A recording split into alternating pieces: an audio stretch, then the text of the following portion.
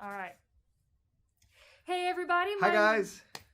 I'm sorry. Can we please redo that? No. You got really... Sorry, that was probably my do bad. I not say hello when Well, you... you don't interrupt. Hey, everybody. My name's Emily, and I'm here with Brian. Hi. And we are here for another week of Unscripted, and this is kind of a chance for us just to have a conversation about some stuff that's going on in the world and in the church, and we want you to be part of the conversation too, so Yes. Drop some comments or questions or anything like that, and if you have any ideas of what you want us to cover in the future, go ahead and drop those in the comments as well. Yeah. But you had something specific you wanted to talk about today. Yeah, I did.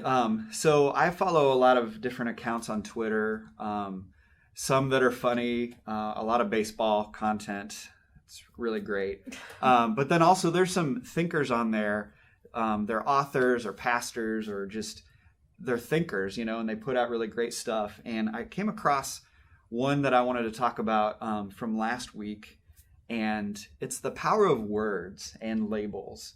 And before I quote it, it got me thinking about how Christians have historically, for centuries, kind of had to work through labels with our faith.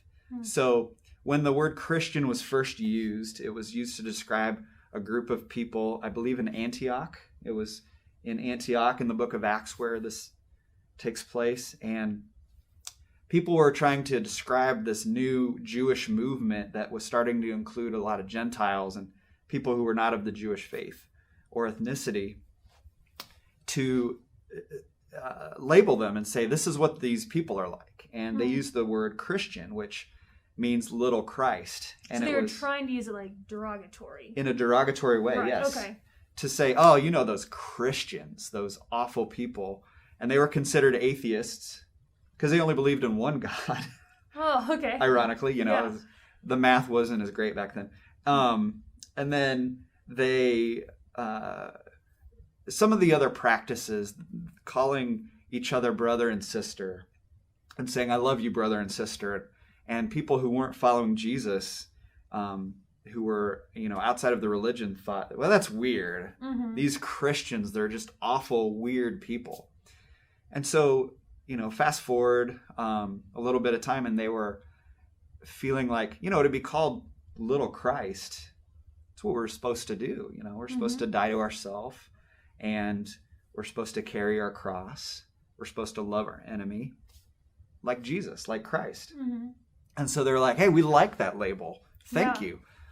So 2,000 years later, I don't really necessarily like that term because it's become a label that has a lot of negative connotations. Like what are negative connotations that you think of, or at least that other people have with the term Christian? Yeah, I definitely think people assume, and I think that there's definitely examples of it where Christians tend to be closed-minded or they tend to be judgmental, or at least that's the way it's perceived or comes across. Right. Yeah, definitely. Yeah, judgmental, maybe perceived as homophobic or exclusive. Definitely exclusive, yeah. Yeah, so for me, I really have been using the term Christ follower because it has a connotation of there's an action to it. It's not just what I believe. And I think that's even good too, because I do think that's another connotation that goes with Christian, is that it's like all about the Christian, but Christ followers implies that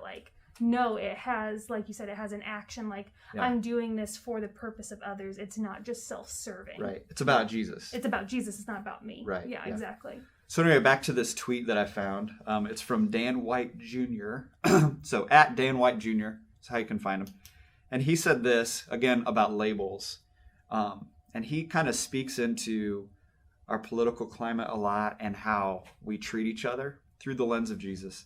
But he said, conservatives have their demonizing labels to use on others: woke, snowflake, immoral, heretic, socialist, etc.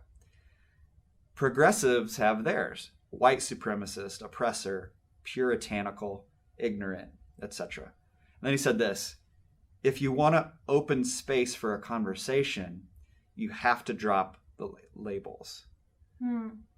Yeah. I mean, what do you think about that? I mean, I think so often, I definitely identify with that because I think so often you hear something and no matter which political side you're on, you hear something and that's just like one of those like key words or one of those things and you're like, oh, well then me and that person have nothing in common. Yeah. Because I identify the other way, so we can't possibly have anything in common. And then it's just like, why even bother? Right. So you put that person in a box. Yeah. And you have the key. Right. You're like, no, I'm going to lock you in this box. And even if you say something that might make me think, I'm not going to be able to hear it because you're a snowflake or you're a supremacist or an oppressor, or you know what I mean? Like, right. And so there's no dialogue anymore because the label that's been slapped on. I got really close. Sorry. That's okay. But like, yeah, it's been slapped on, and then I just assume that like I know about all of you, how you handle like every situation. Well, because how you handle this situation, now I know how you think about X, Y, Z, and T. And it's like, well, we don't even have a conversation about it. Like, you have no idea how I feel about anything. That other person might surprise you and say, actually, I agree with you. Or there's no common ground anymore. Mm-hmm. I once heard, and I can't verify this like I verified, the tweet, but I heard that when Ronald Reagan and I think Walter Mondale or someone ran against each other, they had a debate, and then later they went out and they had a drink together, and they knew each other beyond this was the person on the other side of the podium in a different political party, and they conversed, and to me we've lost that. Yeah, I've heard that similar, and I've heard it used as like they came off the platform. Like it wasn't just about their political platforms; it became about the people. So they went from the platform to the people, of being able to like have those conversations and not just identifying them just as what they spoke about on their platforms. Yeah, and I think that in Galatians when Paul says he's speaking to this kind of issue, and he says, "In Christ there is no Jew or Gentile, there is no slave or free."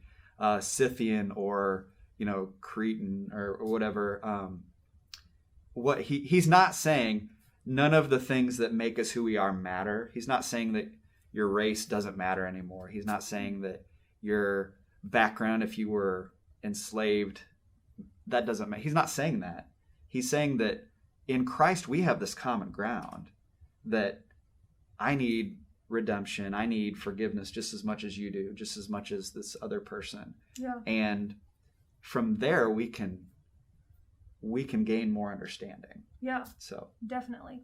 Well, and I guess after this conversation, what I'm going to do this week, and I would encourage all of you to do this week too, is I'm going to try to be very aware of when I start doing that, of when I start going down that rabbit hole of like, oh, well, they blank. Like, I'm going to be very conscious of trying to stop myself and be like, whoa. Like, and because I think that's like the biggest thing is we do it so much that I don't even know that we realize how much we're putting people in boxes. Well, I'm not going to do that because I'm not a snowflake. Okay. Okay. All right. So. Anyway, but that's what I'm going to do. So you can either join me or not if you so choose. But we would love to hear your thoughts on this. And again, kind of hear about what you're going through. Like, as you kind of are also, we're all wrestling with this. We're all trying to figure out, how do we be the little Christs, like, in this world that's so complicated and so convoluted and so confusing. So we're here to help along the way any way that we can. And we love to get help from you all as well. So we hope you guys have a great week, and we'll see you next time. Thanks for joining us.